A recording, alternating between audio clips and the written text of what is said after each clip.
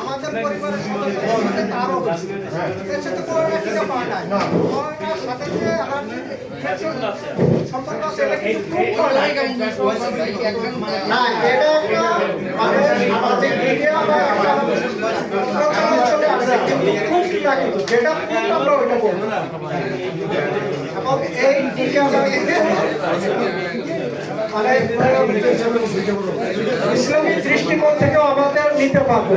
যে ইসলামিক দৃষ্টিকোণ থেকে নিতে পারবে এটা খুব আচ্ছা না করোনা কোনো প্রুফ নয় যেটা প্রুফ আছে ওইটা আমরা বলবো আমাদের রিঅ্যাকশনের সাথে করোনা আছে যে করোনা পরবর্তীতে না এটাই যে এখনো হচ্ছে ঠিক আছে এখন বয়স যাতে কম যেমন 2 বছর বয়স আমার মেয়ের 2 বছর